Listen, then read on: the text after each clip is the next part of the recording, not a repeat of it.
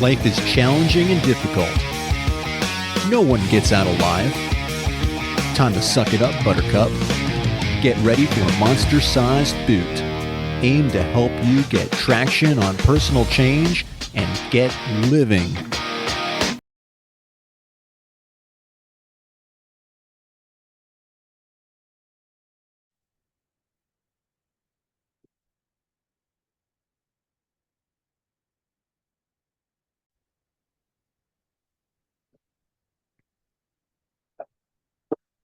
All right, this is John Curran. I am here with Patrick Taft, the main lead character in the latest suspense horror movie, Bag of Lies. Plus, Maybe, yeah. he's my I cousin. call it a co-star, but yeah, yeah. Thanks for the introduction. Plus, he's my cousin. So I need to, ramp him up. No, um, I am so happy that we're doing this, Patrick. So thank you for joining. And you know, a swift kick in the ass is really about creating positive change in your life. So my interviewing an actor who's also, family, but interviewing an actor about his latest movie, it's kind of interesting. So this movie and I guess we'll just go into it as to Yeah, man, why for I'm sure. doing this, as we move along. But so the movie is called Bag of Lies, and it stars Patrick as a devoted husband whose wife has a incurable disease, and he takes steps. I guess he's exhausted. They've exhausted all the possibilities, and now they're facing death. Hmm. So, so you kind of take things into your own hands with that, right? Yeah, he decides to he goes the supernatural route. Um, yeah, it's very much about, we sort of put two things together. You've got one thing that is incredibly real that so many families have people have either dealt with themselves or at least within their family, which is cancer. Unfortunately, it's everywhere and it's not getting better. But then we've also got this other side, which is like add this sort of supernatural element, which is that if you could, in a world where you can kind of basically say no to cancer, if you really Yeah, want to, would you? yeah. And it's as opposed, it's not just modern medicine. Like you've got this supernatural remedy. There's no way to Are you going to do verify it? it, That's right? that's the You've got real to do it, question, right? and of course, is it the right thing to do? Because he hides what he's doing from his wife, Yeah. and she's the one who obviously the major consequences of this fall on. She's like resigned to you know, smoking weed when she feels like it and enjoying her probably last month or two on Right. Earth. And he's like, no, I get to make this decision. But at the same time, like, but I've seen a lot of people online talking about, the frustration with that. But that's kind of the point of the movie. It's like, do you are you willing to say you would do differently if that option was there? Is kind of what it's about.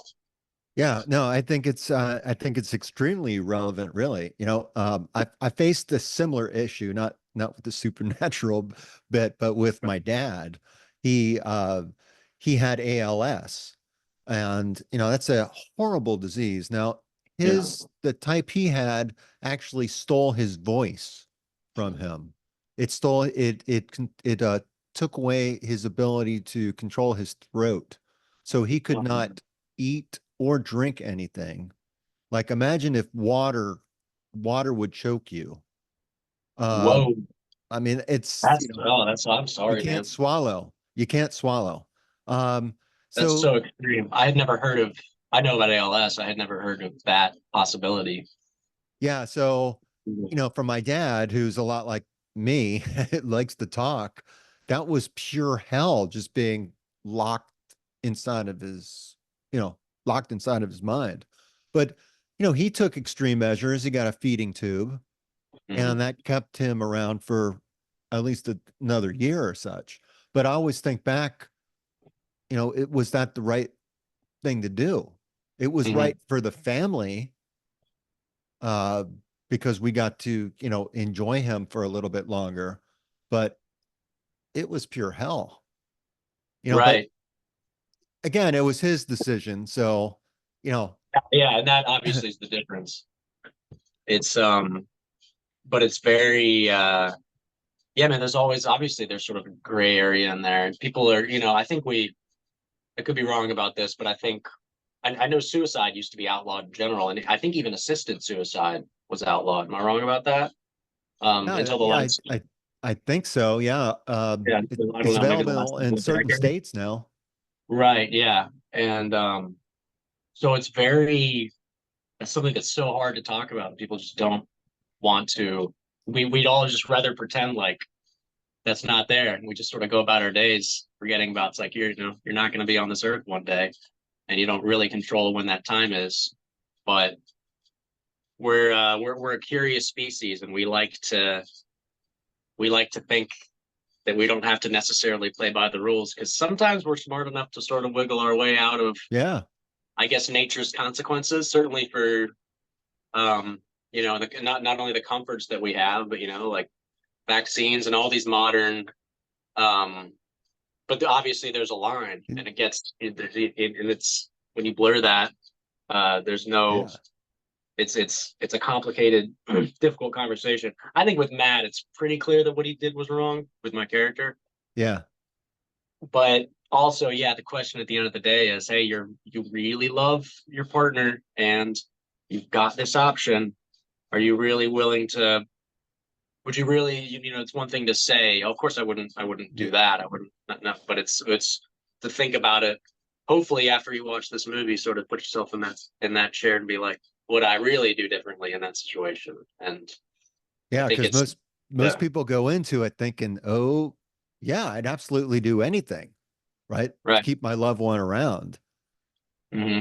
Uh, Yeah, it's very, yeah. So we kind of tried to, um, it's really kind of it's really a drama with horror elements, yeah. kind of, or is how we sort of described it. And that works for some people, it doesn't work for others. In the modern era, there's a lot of genre bending sort of in general going on, even with like short form stuff on the internet that will start out um, basically as an absurd sketch. You think Yeah. it's a couple people dating and then devolve into like some kind of crazy armed robbery where the dude is like some kind of felon. And I've seen people bend genres in ways that is new and unique. And film's been around for so long now. It's hard to tell new stories, and you have to Yeah. color outside the lines a little bit sometimes, in the best way that you can. Yeah. I always feel like, every word's been said before. So, Hmm. hearing his story in a different way is definitely challenging. And what I loved about Bag of Lies is it does really it was real. It was very well done, I thought.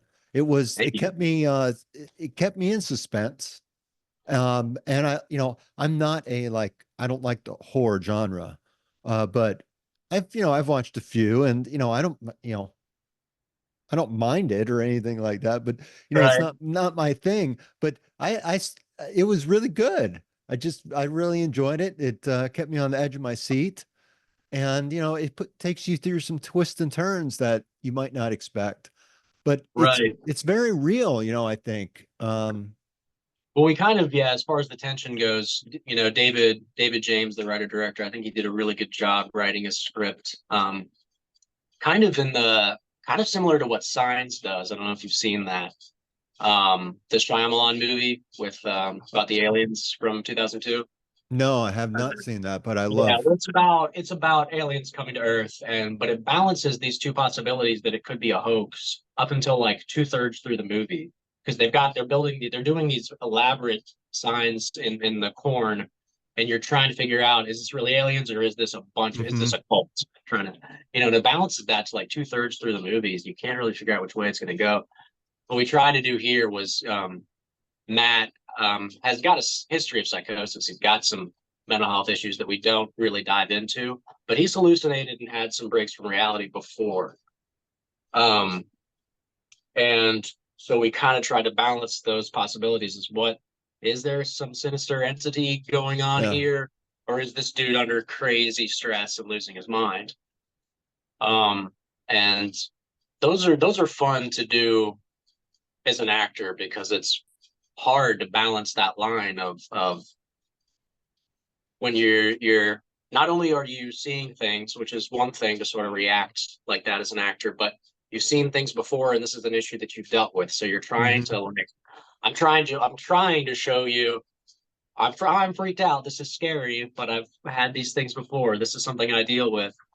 Sort of I would imagine maybe similar to sort of yeah, this is obviously me speaking just just as a guess, but I would imagine maybe someone with schizophrenia might not, depending on how you're medicated, might be able to handle hearing voices Mm-hmm. or you know what I mean. But at the same Yeah. time, so it's a tough. It was just a really But fun challenge, and it was exhilarating. Yeah. and honestly, I mean, I kind of wonder sometimes if maybe their brains just aren't built a little bit differently than ours that allow them to actually reach a frequency or something that we can't. Yeah, I mean, Yeah. Oh yeah, dude. the Especially now, psychosis like is yeah, we it's call it very psychosis. interesting. But a lot It, of these, there's a lot of people out there that we certainly used to just deem as crazy.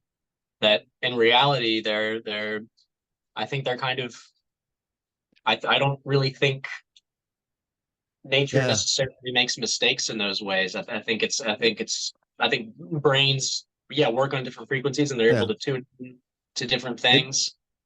And it's a fascinating era that we're in because just history and technology and medicine is just getting to the point where all these discoveries are and this is very much speaking in a layman's terms. I'm not a quantum physicist by any means, but just from what but I you'll play read, one. yeah, I would pretend to be one, yeah. But it's just there's so many things that are so unexplainable in the ways that and talking about how atoms can interact in ways that and I know one thing that I remember reading that the by viewing something you change it. So something to do with photons. It's like by having a set of eyes on something, it changes something about its fundamental nature that can be measured by science. And that's a very layman's term. I can't go any Yeah, deeper. So just someone because it's smarter. observed, right? Yeah, yeah. Observing changes something physical about it. That's as deep as I can go. Yeah, There's someone out there smarter than me has written about it that you can read, but it's Y- there's just so much deeper that's going on. That's another tangent, yeah. but You know, it's a fascinating time to be alive. Yeah. reality is sometimes stranger than fiction. Yeah. Oh yeah, man. I I think, you know. But yeah, it's very, it's very interesting. And plus during this time we have a lot of crazy people that sound really sane. Hmm. So we also have to be very careful about that. I think everyone's really on their toes. Uh and I think that's good, like watching a suspense movie. Hmm. It's suspenseful. It keeps you on the edge of your seat and keeps you guessing, but it takes you into a different world and kind of transports you away from, your day-to-day troubles, which is the whole point of watching a movie. Right. Yeah. And I mean, that's our job. That's what we hope we can do is to be privileged enough to just for an hour and a half or 2 hours, just help you zone into another world.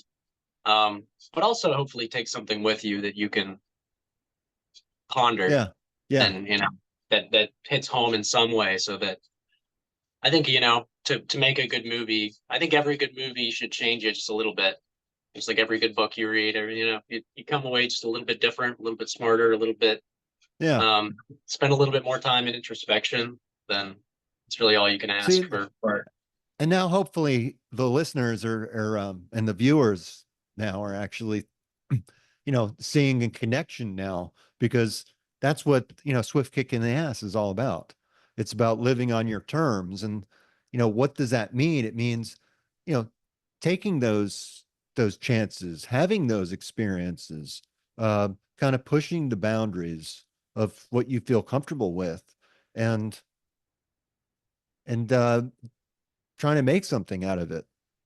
And I think, yeah, sorry, I didn't mean to interrupt you. no, go ahead.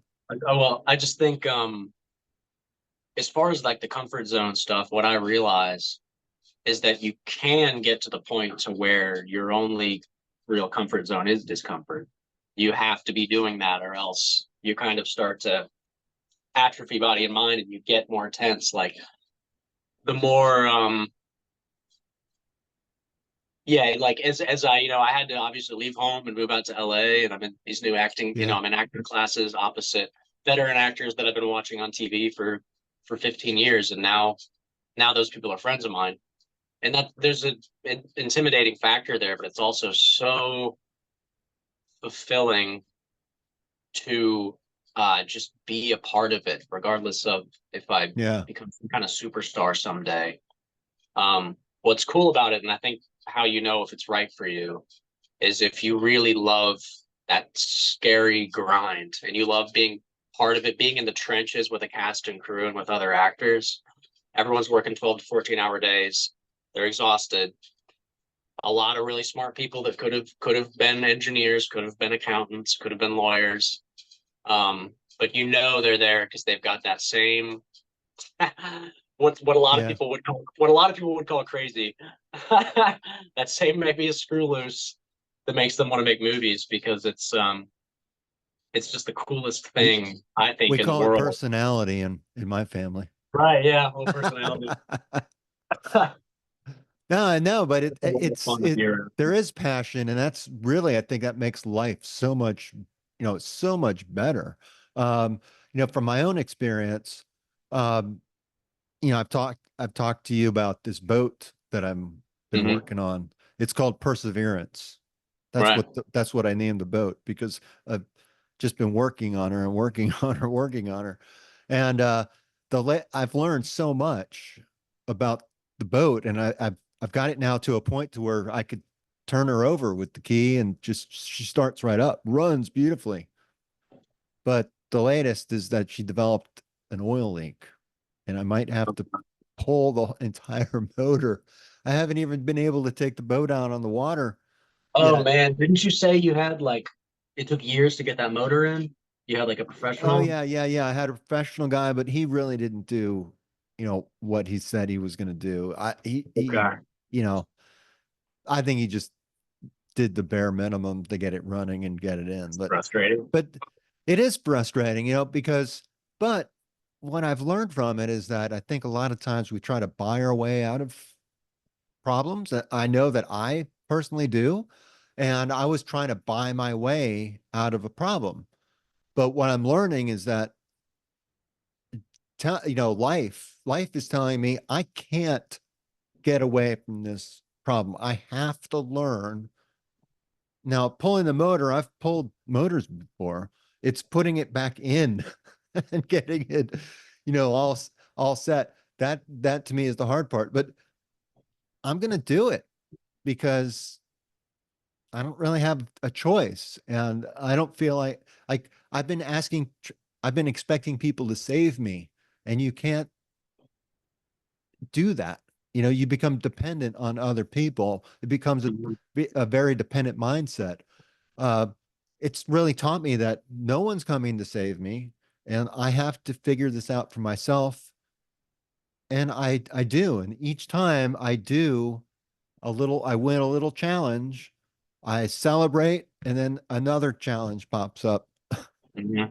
and I have to learn some more. But isn't that what life is All all right. about, right? It's like I think we fool ourselves to think that the challenges will never end. I mean, that And they will end. The challenges that's a will great end.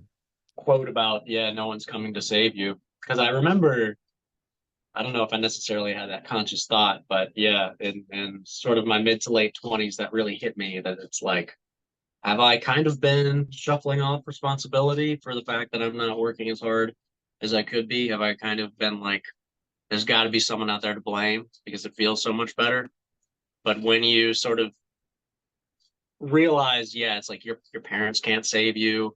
You know, no one, your any kind of mentor you have can't really save you. They can guide you and you can learn from them, but they cannot do it for you. And Yeah. if there's one thing, you know, if I ever do have children, that would be one thing that I sort of hope to instill in them. It's like, hey, I'm gonna teach you my values and guide you as best you can, but it's gonna have to hit you at some point, hopefully sooner rather than later, that the buck stops with you. Yeah.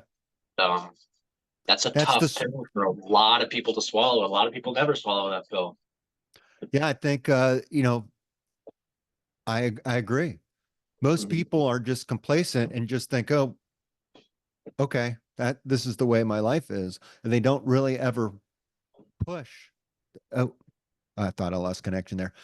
They don't ever really push themselves to know any different. They just say, okay, Well, and that's there's the way. always that safety net of if you never try, you can always sort of hide in that world of I didn't try, so you can't really tell me I would have failed. Yeah. Because like, hey man, I never tried to be in the NBA, so who knows? Maybe I could practice for a few weeks and go out and beat Steph Curry. I'm only 4'8". Right? Yeah. Who you can't But tell me you can't because I didn't try. You can't tell me that it wouldn't happen, and you see, can just that's why I leave. love Yeah. this one of the reasons why I love the bag of lies too, because I think that each of us probably care, uh, we have the potential to carry with us a huge bag of lies. And Mhm. what I mean is that living like carrying around things that we actually really believe are true, that creates an altered reality for yourself that you were, that you live in, and you accept that to be true. And It's scary, yeah, how much can go on subconsciously that you can be yeah, unaware of what your and brain is doing to you. And that's hard. You got to sit with that. I know you're talking about meditation. Like that was a big change for me too, was sitting with, oh man, my mind is playing tricks on me because I like the way it makes me feel in the short term. And that's what's stopping me from making changes of where I want to go. Like that's, like I said, tough pill to swallow.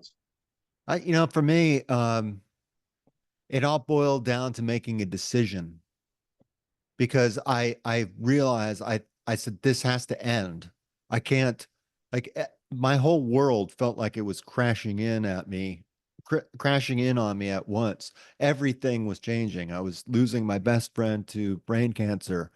My marriage wasn't at the great time in its life, and it's work it was not doing well. Everything was suffering. I was in pain because I've been dealing with chronic inflammation and stress. Stress from work also does that. But it put blinders on me, and I literally felt just beat and battered down into the ground. And something had to give. And that's when I decided, you know what, something has to give, and I'm not going to let this happen anymore. And that changed it all for me. And that's when I started really thinking about my life and about what I wanted to do as compared to what I was doing. And I was doing a lot of talking and I wasn't doing a lot of doing. Um, It's a whole lot easier to talk. But you had a lot of external things going on regardless that you couldn't influence. So it's good. It's not always easy to come to that conclusion of I got all these things around me that are going bad. So, some of them I'm sure are my fault, some of them aren't. But yeah. coming to that, making that distinction of like, because it's not as though victimhood doesn't exist. Like, of course, victimhood is real. I think the Oh best yeah. quote I heard was, I don't know if you know who Mark Manson is, but that was the shift in reading his book, The Subtle Art of Not Giving a Fuck. It's just a modern, it's I, really kind of a modern adaptation of Stoic philosophy, like a lot of he quotes Marcus Aurelius a lot. mm-hmm. Um, and he said, it's not your fault, but it is your responsibility. For instance, if your parents abused you, you're going to be way more likely to abuse your kids, and you're in a really tough situation that's unfair because you got to go out in the world and do the tough work to heal, find the people that can do it, but it is your responsibility to not be an abusive parent Yeah. still, even though you were set up in these ways. So it's very yeah, you can obviously have sympathy for those people, but at the same time, yeah, like it's not your fault, but it is your responsibility. It's like, okay, it's like this is yeah, another tough pill to swallow, Yeah. but it's never life But that really is isn't life, right? right. And I guess life is I heard another one, but the what makes life fair is that it's unfair for everyone, which is I guess an interesting sort Yeah. of, even the kid with, I guess the richest parents with the healthiest mindset may grow up and just not face nearly enough adversity or reasonable criticism to grow into the kind of adult that can really take on the world and be a decent, empathetic human being. And that's a tough situation too, Yeah. because how would you say, yeah, if I didn't get any of these life lessons, if I didn't have to work at Taco Bell at 16 and go to public school and maybe get my ass handed to me and in like a fight or two because I ran my mouth too much. Like if I didn't have any of those experiences, Oh, because we're the world, definitely family. yeah, oh yeah, yeah, and because it's so easy to say, "Oh, you stupid rich kids, like what an easy life," but it's like, do you really envy, you know, not having to face all of those hurdles, and then you get on the world as a 19, 20, 20, 21 year old. Yeah. You probably don't. You're probably pretty delusional and not really, obviously not trying to put all rich people in the same bucket, but I But think kind of generally what I'm no, talking about. I know people who have money, who have raised their children, and their children really have a high value of money and have done very well for themselves and been responsible. And then I know other parents who have raised have just given everything to their children and still do as adult children. In Mhm. fact, I can think of some that still live at home, you know, I, fail with the failure to launch. Failure to launch, yeah, it's very real now. Oh yeah, You know, it's. I think we're upwards of like, I don't know, the data that like all this data, especially in the last 5 to 10 years, things are flipping on its head. But I think with my generation, I think there's a solid third of us that are still living at home into their 30s. so that's why I think I see you as exceptional. I mean, not only because you're my family, but because you took that step, and Not in my mom's basement. Yeah. I want to talk more a little bit more about that though, is you took that step, you took a leap of faith moving out to LA. Right.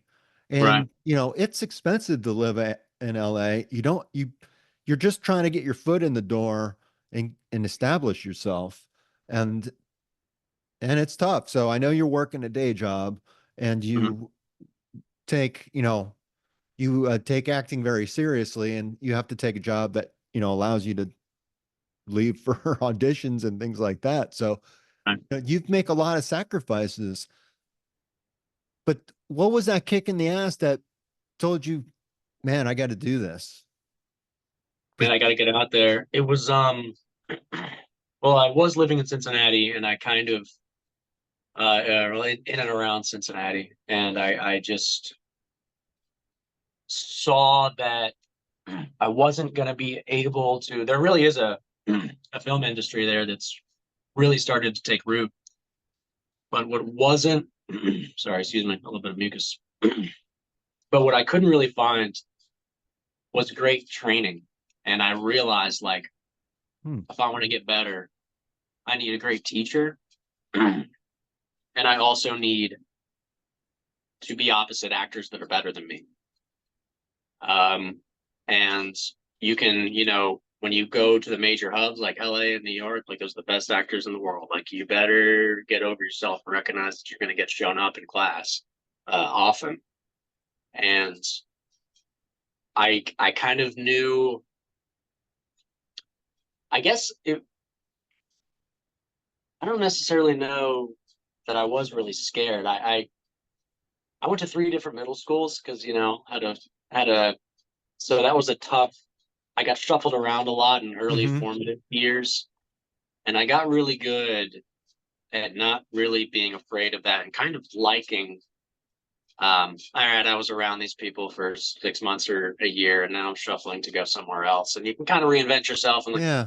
what did I learn last time, and what am I the curiosity of what it would build me into, and what I can possibly become by putting myself in to the Yeah. toughest environment far outweighed the fear. And it's yeah, it's been pretty exhilarating. Like it's definitely some Yeah. rough days, and Yeah. right now the industry's not in a great spot. But Yeah. It's very interesting. So you had three schools. I only had two, but I went to sixth and seventh grade outside of my district because my parents thought that it was a better school. And the fact of the matter was, it was a freaking tough school. I mean, really, it was just like a movie scene in sixth grade. Just imagine little 5 foot, 5 foot me, or maybe I was like 4'8", really. But I was about 11 at that age. Yeah. I had fake construction boots. I mean, I had size 12 feet, I think, but I had huge feet, and I got construction boots because I wanted to look tough. I insisted, but as I'm walking down the hall in between class, just, going to class, opposite coming my way is the bully. And as he's walking by me, his his his fist went right into my stomach. So I walked into it and he was walking into me too. So I took like this huge hit to my stomach, and I'm like got my book bag and I'm like leaning over, going through this crowded hallway, and people are running around. It was just like a movie scene. It was so funny, but I mean now it was so funny. Back then it Right. was Yeah. dead serious. I mean, you didn't want to go to the bathroom um, Oh, yeah. because there were, you'd get bullied, or I mean there was blood in there. But I went to a different eighth grade school that was the one I was supposed to go to. And you hit upon you know, that point that it kind of made you into who you are because you lost that fear of being the new kid. Yeah. I think I kind of carried that with me into my life in general. And there's good and bad parts of it. I'm kind of built, and as far as the film industry goes, this is good. But I'm kind of built to, I like being around. What I love about movies is that you're around certain people for a month or two, and then it's over. And then you might see them again in a couple of years. You might go. You're flying to, Yeah. you're going to different cities to film, and you're sort of always changing that up. And the one thing, even as a kid, before middle school, before all the moves, even as a kid, I just couldn't imagine. I was like, oh man, 40, 50 years going to the same office, seeing the same people with the same routine. I'm going to lose my mind. I just cannot have a job like that. It's not how my brain is wired. Um, and like I said, there's two sides to it. I went to high school in Ashland, Kentucky. As a kid, I was in Huntington, West Virginia, but I moved over to Ashland, Kentucky, just across the river when I was 11 or 12. Um, and it was sorry, I lost my train of thought. Moved to Ashland, Kentucky. What was I talking about? Um, with with just It- even as a kid, just like having the same environment was just something that I knew in no world could ever be for me. So I think that was yeah. the point to make. Now that's cool. I also too, I'll have that bug. I mean, I like to travel. Right. And that's one thing I've been kicking myself of doing. And that too has been a great motivator. So when my dad died, that's what actually kicked off this entire podcast with my friend Tom. Is I spent the last week of my dad's life in in a hospice room with my dad as he was dying. It gave me a lot of time to think. Uh, Gave me a lot of opportunity to make peace with my dad, and I wanted to be there, Yeah. for him. But so when I came back, obviously you sleep in a room, he didn't want the light turned off. So I'm in this like lit room 24 hours a day. I could barely sleep for a week. Get home, I'm just wrecked mentally. And I sit down at my computer and I start writing things out about what my dad taught me, because he meant a lot to me. And he meant a lot actually to my friends who learned a lot from my dad about how to be a man, really. Um, my dad was a good guy, but I learned what not to do from him as well. So Right. talk about that. But um, it's and now I've lost my train of thought. Not sure where I was going with that. But um, That's all. Yeah, it can but be isn't that it's the gonna way be a tough life is? balance. But I was thinking about like sort of surrogate fathers. That's kind of part of, your parents are just, and I think we used to be sort of more like that, sort of a tribal, they say it takes a village to raise a kid. Hmm. You know, I think it's impossible for one man or a woman or a person to sort of teach a kid everything they could possibly know. You also need mentors, and I And went you need out and experience. yeah, my parents were smart, successful people. They were good parents, but I also had those desires and are good parents. Um, but I had those desires to go out still and sort of study other families because obviously we weren't perfect. And I learned a lot from watching other mothers and fathers and their relationships. And I think that's kind of a natural instinct that we used to have when we were sort of more kind of tribal, when people spent a lot more time outside their homes. And this last decade is scary for these kids, man. I've worked in the school Yeah. system, and they're not getting out, and they're not bumping their knees on scooters, and just And they that have era. any type of information they want Right, right at all the their information they want fingertips. at their fingertips, and they're just, for the most part, they're chilling in their basements. Hey, you At know what? least when, Yeah. yeah, I was gonna say, at least 30 years ago, like video games, you used to have to come together to play a PlayStation or a Nintendo or whatever. But now it's all, the internet. You can never interact with anyone ever if you want to. Well, It's also with like virtual reality, I know my son has, my 13-year-old son has the virtual reality hmm goggles, and he plays with his friends. So they're at their houses. Right. All, so you could, I guess, in theory, do that with anyone from around the world. Oh yeah, for sure. I mean, it's I didn't have that technology growing up. I didn't really either. So it's my I guess that sort of kind of came over when I was in middle high school. I guess is when that really started to take over, like the Call of Duty, all just playing yeah, with people all around the world. I but you remember have my to. friend. I remember my friend got banned on Xbox because he was uh arguing with some 12-year-old in the UK, and he just said, "Shut up! I'm gonna kill your queen." They banned him on an Xbox for a month because it's a threat, obviously, and he threatened that 12-year-old child, That's so which is funny. just Yeah, it's so funny. Yeah. yeah, things have definitely changed, but Oh yeah, man. they're going to continue to change. And the one thing I would like to change, I have a corporate job, and I'm getting to an age to where I'm just going to start thinking about retirement, kind of gearing down. But I've got three kids. The one just got out of college, and then other one's just went into college, and the other one, he's coming up with a plan to rule the world, I think, at Okay. 13.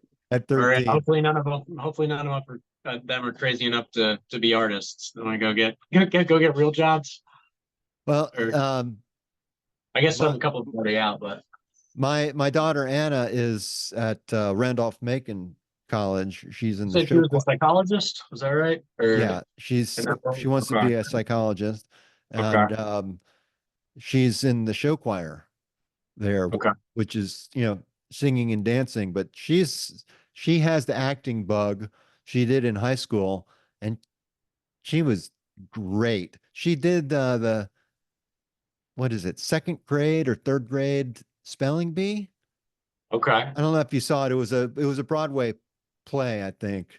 But Oh, they had the fish, they had a fish. They were the piranhas, I think. And they had the mascot was this fish. And they had this kid in this costume that was just hilarious. Uh, but my daughter had the lead in that, and she was just brilliant, I thought.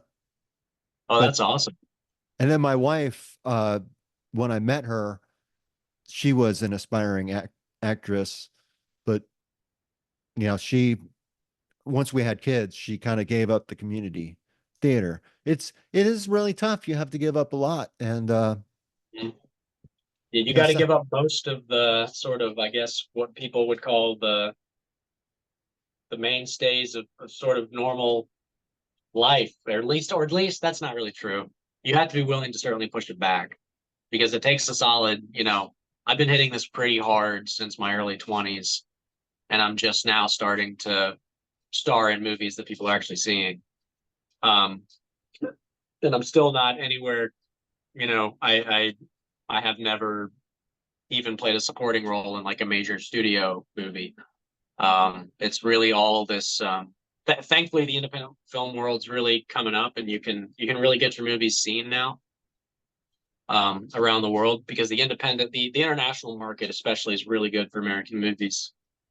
But obviously, the problem is that it's next to impossible to make good money doing it. And if you've got mouths to feed, which I yeah, couldn't, I could imagine having a kid right now because my life would definitely look very different. I would imagine that I would be in finance, which is, I have a finance minor, so I studied some finance in college. I imagine I'd probably go back to school and end up behind a desk somewhere. But I have an it's MBA yeah, again, I'd probably have to get an MBA.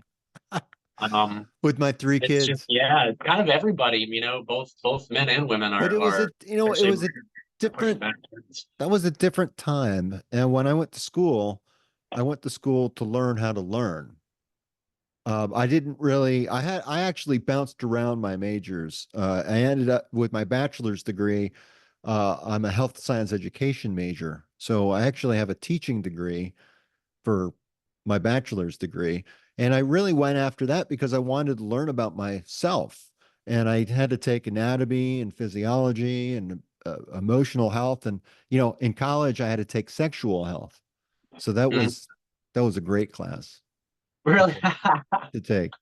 Uh, But that's yeah. I don't think they teach us. oh, I you don't think need you to can take think like some, that. if you better protect yourself. That's what my mom Right? told me. Yeah. Especially these days. Yeah, you don't want to too But much too much out there going around. don't jeopardize your acting career. Mm-hmm. 100%. Yeah. No, you're right, man. But Gotta. that is some of the sacrifice that you have to make in order to get ahead and pursue your dreams. And no, honestly, not everyone is cut out to have children. Not everyone has to have children. Um, for a Yeah, it's while, I something didn't that. think I was. I married late in life. Um, how old was I?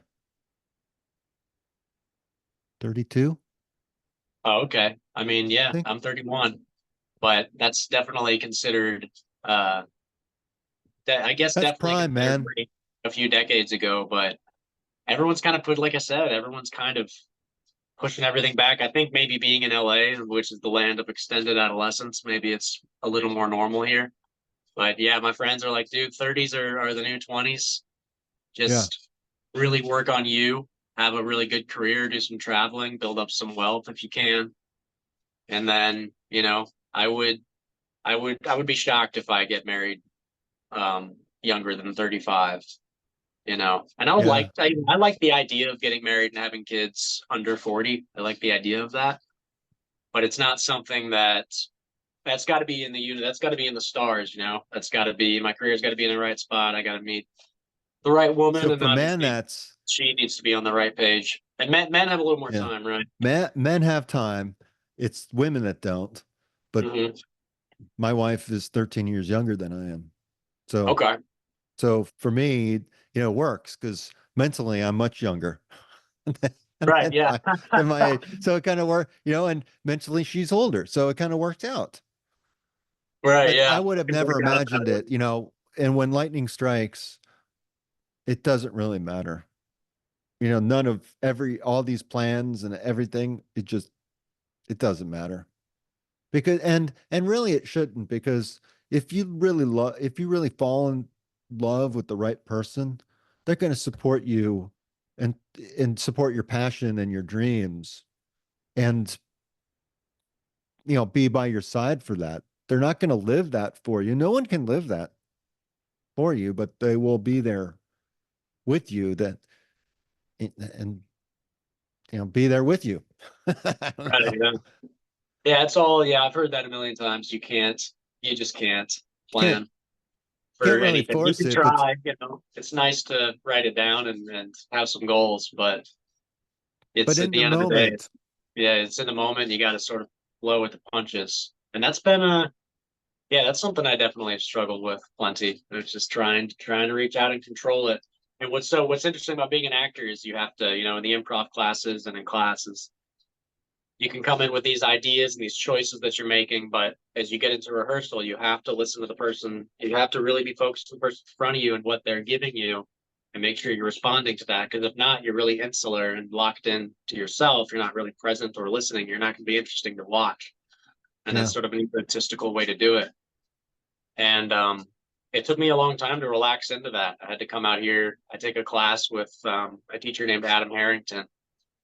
I was talking about before, and it's Meisner based, so you have to go up and face one another in front of the class and start speaking truth, just repetitively. So you might say, "You look tense. I look tense. You look tense. You look tense." That made me now I'm embarrassed because you noticed I look tense, embarrassed, and then it's just like, oh, I feel weird, I feel uncomfortable, or oh, you might say something positive too. You might say, you seem powerful today. It's like powerful, powerful, and then you might say love, love, love, and then you might say anger, and then sometimes it's I want to hit you in the face right now. You want to hit me in the face right now, and it can be very contentious and awkward and uncomfortable. But the point of the exercise is you gotta sit with whatever's coming up and speak it to so that you're aware of what's really going on and able to let it out, because you got to really do that on screen or on stage if you want people to connect with it. If you want people to be like, oh, I've got those kind of scary thoughts, I've got that kind of stuff in the back of my head sometimes too that I'm not comfortable speaking. Those are the speaking out or acknowledging to myself, those are the moments that people Okay. really connect with on stage and screen, I think. um So it's and the so truth coming out, is yeah, what it's connecting yeah, to the truth. it's the truth, and you can kind of, if you can do it as a human being and sort of speak all these things that we're kind of trained not to, you can kind of um because acting is, what's so strange about it is, we sort of adore all these actors, but you've got to do these very often uncomfortable and embarrassing and strange scenes that reveal, you know um our most human and sometimes darkest sides of ourselves that Yeah. we like to reject, that we like to pretend don't exist. And for me, like, I think a big subconscious sort of factor in what drew me to acting was a sort of recognition that I really wasn't able to be honest with myself in a lot of ways, wasn't really sort of in Hmm. tune with, a darker side that everyone has. Um, and you can't really reject that as a human being or as an actor. And so it really makes, it will, if you do it right and you stick with it, it will make you discover yourself in ways that I don't really think much else can. Um, and that's kind of what, I think as a kid, what drew me to it was seeing the Death Star explode for the first time and wanting to be Luke Skywalker. So that was what drew me. I got drawn in for all those reasons. But what really got me to stay was realizing, like, oh, this is changing me as a person, not just as an artist. It's so funny. Luke Skywalker. Oh yeah, Star man. Star Star Wars is. Wars was huge in my day. Mhm. And my buddy Tommy, who I started the show with, was a huge Star Wars fanatic. So for you to bring that up just kind of just bring makes his spirit come alive, I think. It just It's awesome. Yeah, makes me Star think, Wars is special, man. There's no yeah. imagination quite like George Lucas's. But that was, yeah, my aunt and uncle are great people. It's super supportive of the acting stuff, and always been great to me and my sister. And they showed me Star Wars. I think I probably would have been 4 or 5 in their beach house. So that was one of the first memories that I have. And the first movie that I saw in theaters was Phantom Menace. I was 5 when that hit theaters, and I went and saw that with my dad. Um, it was either that or the Rugrats movie, but I'm pretty sure Phantom Menace came out first. So those are my first theatrical experiences. But those movies are special, man. I especially those older ones are just there's really there's really nothing quite like it. It speaks to so many generations, and it'll never die. And they'll keep making, Disney's making all these new shows and movies, and so some of them are good, some of them not so good. But I think the world he created is infinite, and there's so much to Yeah. explore. That'll just keep going forever. Yeah, it's cool, and I love creating stories, and I think that's what really life is all about. It's about creating your own story. Um, that's what one of the things that really drives me getting my boat done is Mhm. I want to go exploring. I want to take that boat out in the ocean, and I really need that boat to, you know, be reliable. And also, no one's going to be there to save me when I'm out on the ocean. Um, so I need to know how things work. Right. So, You got it. so That's for the me, it's about really learning. quite literally sink or swim, I guess. Yeah. But But it's also um, I've been playing guitar, been teaching myself how to play guitar now pretty seriously the last couple of years. And I still feel like a beginner in so many ways. But really, that was one of those decisions that I made back when Tommy got sick, was to stop talking about it and do it. And now I'm starting to see how, we get these ideas in our head about something, and about, I guess, about the way things are. I mean, we get an idea in our heads, and that's the way it is, right? Until we start living it. And then we realize, well, it's not quite like that. And right, you actually, I think, take on a different it takes on a different meaning, but also you start to realize there are different levels and there's depth to the subject that hmm really you weren't considering yeah. before. It Just always like, looks different from the outside, from just watching, and there's no really expert or master that can really get across to you what they mean when it's like, I know it seems like this, that's an illusion. You got to do it yourself, and you'll see. yeah. You know what I And mean? yeah, and everyone learns so differently. And what I've learned, it's amazing when I'm practicing guitar, and I take lessons as well for that. So I can see where you would want to take acting lessons, really improve your craft. Mhm. But one little thing the instructor will say, and something clicks, and Yeah. and it just changes, and it just takes you off in a whole nother direction.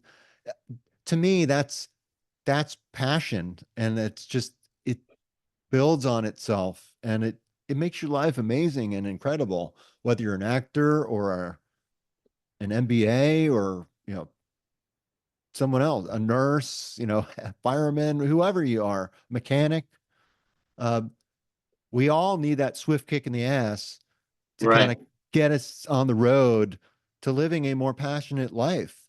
Now, not everyone is, cut out for entrepreneurship, owning Right. their own business. Some people just want a 9 to 5 job where they clock in and clock out.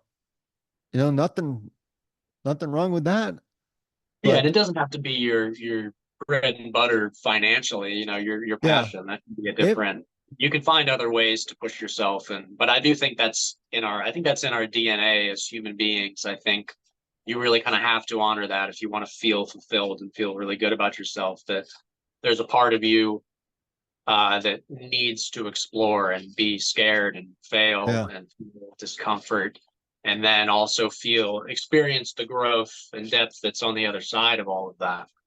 I think that's in everyone's DNA. I think that's yeah. in our But when you just put your risk, you know, that support, that, just the basic needs of life, food, shelter, clothes, Mhm. clothes, you really put yourself out at risk when it's hard to, you put yourself in a circumstance that you're totally unfamiliar with. Oh yeah, I mean I'm talking a big game, but I'm not a nature guy at all, man. I'll go hiking once in a blue moon, but I would never go on like a multi-day excursion through the where you're climbing and swimming and bow. I've never. I would have to be with someone Bear to do something Grylls. like that. Yeah, yeah. A pal, it's just like, yeah, you do everything. I'll take some pictures. I actually did I did an overnight trip on the Appalachian Trail with my buddy. I forget, I think it was 26 miles. Okay, I that's mean, we a did it's an a overnight. marathon, right? It's a marathon, like. I mean, we did it overnight, and I earned a hernia with my 50 Oh, pound pack. So yeah, it was an experience. oh Glad man. I glad I said I would do it. But now I want to explore like out on the Chesapeake Bay with my boat. Okay. There's a lot of little islands out there, and just I don't And you know. also just never know, like, yeah, with your health. Like a buddy of mine went on like some kind of week long excursion, and they were boating, and he got COVID Yeah. on like the second day of it, so he's dealing with that along with his wet socks and sleeping outside. And I was just like, man, we made it inside for a reason, but good for you if there's a Y- if the world ever Yeah, really goes to shit, you're gonna survive, and I'm not. So you know, we're gonna survive everything until we don't. right, Whatever we put ourselves through. But I think that a lot of times we think we have a lot more time than we really do. And that's yeah, where people fall short, is because they thought they had more time. Like I thought I was going to have more time with my dad. He was in great health. I'm in great health. I'm just waiting for the shoe to drop, right? yeah. So Unfortunately, that's part of the. It's kind of how our brains work, right? When things are too good, it's like something bad's got to happen. yeah, so that's why I mean, but I find that recognizing that all this is temporary is motivating me. It's like I have nothing to lose to but to do these things and to challenge myself and to keep moving forward on this path that I choose. And it's I don't think I've ever really been happier in my life and been more myself, um because of all the changes that I've made. And I I keep this show going, really just keep spreading the word, I think, that it's possible. You know, I have a full life, I have family, job, but I need a creative outlet. And I'm not can't make a living out of it Yeah, with, it's brutal. it is brutal. Um, but it's so worthwhile too. And I think if any of our listeners here learned anything or took, maybe they had an aha moment about what they should do with their life and they start going off in some direction that brings more fulfillment to them.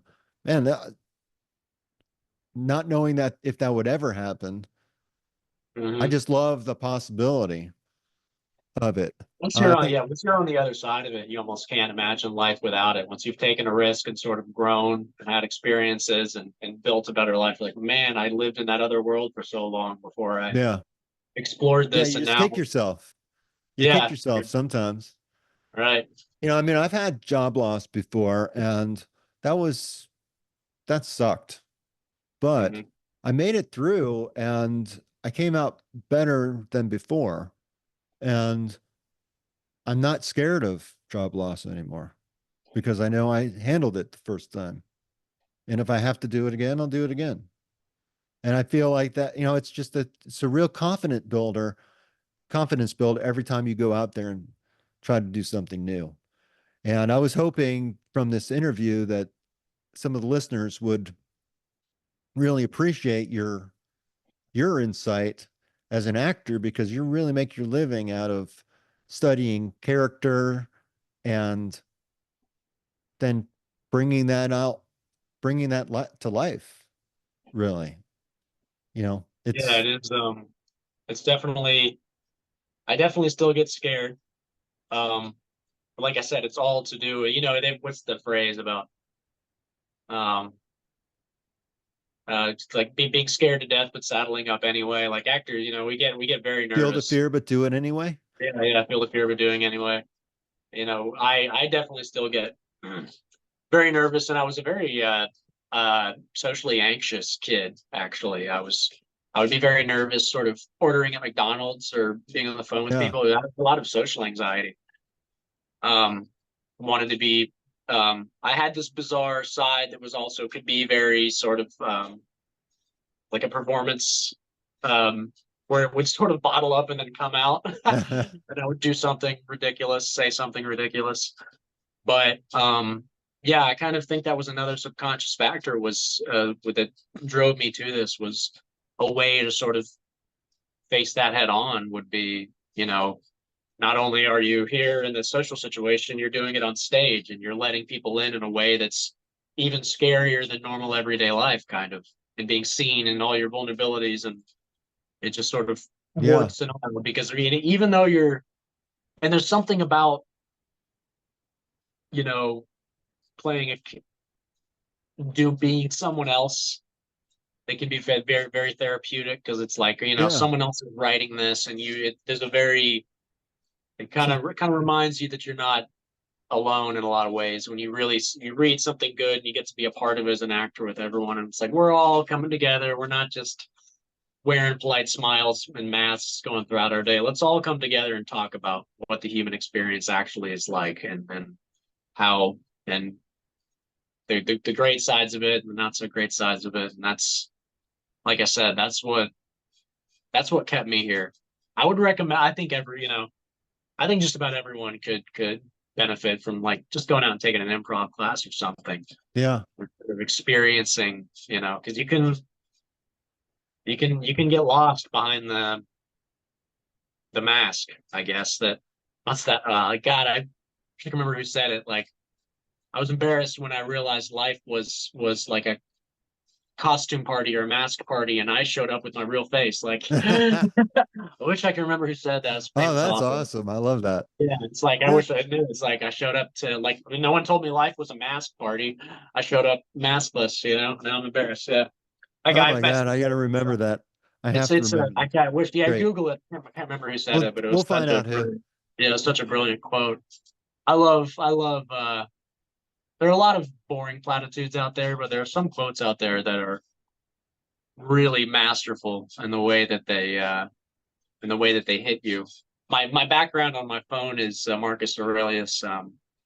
Love the hand fate deals you and play it as your own, Yeah. which is another one of my favorite ones. Because every time I see that, it's like, what am I mad about? This happened to me, and it didn't happen to Timmy or whatever's going on in there. You don't know their story, they don't know yours. You've got your BS, and like, just take a breath. What can you do to make the best out of it with the influence that you have? You know, Um, I am a very stoic thinker as well. And I have a stoic quote that I keep kind of, you can't see it, and a piece of paper at my desk. Um, it says, it is your reaction to adversity, not the adversity itself, that determines how your life story will develop. mm, That's Dieter F. Uchtdorf. I okay. butchered them. But yeah, it's your reaction to adversity, not the adversity itself, that determines how your life story will develop. That reminds me of Viktor Frankl, who what he wrote a book about the Holocaust. Uh, it's not Night, but it's the other one. Um, Man's Search for Meaning. And he talks about, Yeah. yeah, so it's all you've got is your reaction. The worst situation in the world, Yeah. you still have one thing, and that's how you respond to it. Yeah. No one can take that away from you. You know, they can Yeah. kill you, obviously. um, but no one can take away your ability to react. And that's kind of Yeah. the one. But There's that's a mental another toughness, I think, you have to right. develop when you're on a path like this. Um, and I know should probably wrap it up. Um, Okay. I'm not sure how much time. I think we're okay on time, but we should probably wrap it up. But one thing I wanted to talk to you about as an actor, do you look at reviews? I do. Uh, you How do know, you handle that? I mean, you know, people say some awful things sometimes, right? oh yeah. It's I wish that I had the discipline to just never do it, but pretty much if I'm bored, I'll just Google it and see what people are saying. Uh, it's I actually thought it would be. This is my first time in something that more than maybe a few thousand people saw. This is my first time I'm in something that went around the world and actually people are talking about. Um, and it found its audience. It's got its lovers and it's got its haters, Yeah. and that's just going to keep happening. Like the kind of movie that we made was for a certain kind of type of person that appreciates a certain type of thing, and those people are getting it. And then the other people are like, "Oh, it was boring," or like whatever, Yeah. like not enough gore, stupid. It's just like, okay, like we didn't make this for you. You were always going to hate this. That's fine. And also like seeing people talk about my performance. Sometimes someone, but once you see like something I did that someone else loved and thought made the movie better, something very specific, and then the very next person will be like, "This sucked," and it's like, was it right or wrong? Like, no, it was a choice, and it's going to hit home with some people and not with others. Yeah. Okay. I'm actually shocked kind of with my ability to keep that distance and keep that frame of mind to the point to where now it's kind of just entertaining. Like there are a lot of really really funny people that write little reviews. Um, so some of them are mean funny, some of them are positive funny, and they just say something hilarious about the movie. And I, there's some funny ones on Letterboxd if you want to look that up. Um, but it's it doesn't. I thought it would bother me a lot more than it does to see negative ones. There's just sort of an acceptance that yeah, you make something, it's for a certain type of, it's for some people, it finds its audience. And yeah, like I said, I got that distance and it's kind of just fun So for how me. do you have any suggestions for someone who was like trying to not be so sensitive to reading Oh reviews man, I or don't know if things that I don't know if my masochistic approach is the best one to just read everything and just yeah, if you can avoid it, you probably should. Um I can't help myself but randomly get bored and no, Google it. I don't know. I think it's honestly, I think it's good because um why do why do you really care what people think? I mean, Right. about you personally. And as you really touched upon some really important things, I think, is that everyone has their own perspective, especially when you're watching a film, you go in with maybe a mindset of what you're expecting or what you like or dislike or whatever. You're going to bring that to the table. It's going to meet it or not. Uh so Hmm. so so it's not really about you. And and even if they're saying it's about your acting, I mean, they don't know you as a person, so they really don't know how great of a actor you are. And you know Mhm. how much of that was acting and how much of it was real, Patrick. Right. How much of it was that's just a hidden camera, me being me, man. That was your grandmother asking that question. No, I'm just kidding. But no, that's funny. But But it's very, yeah, I would just say as far as the act, you gotta pick something. It's just more important that you have a perspective and you go for it unapologetically. This is my take on this character. I I'm like going it. for it. I'm Nicolas Cage going for it. And however people respond, how they respond.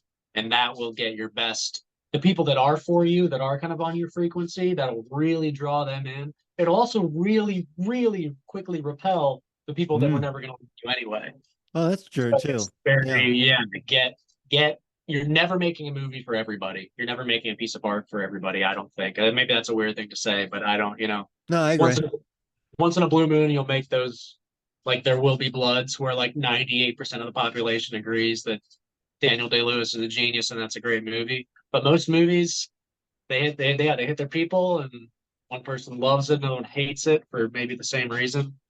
And you just gotta dive in and go for it without apologizing, because people can sense that energy. If you like, oh, this, you had a perspective and you went for it. People appreciate that. Yeah, I think I know that's true actually, Good. because I get comments from this show about that.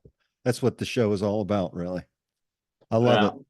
So I think it's a great time to wrap up.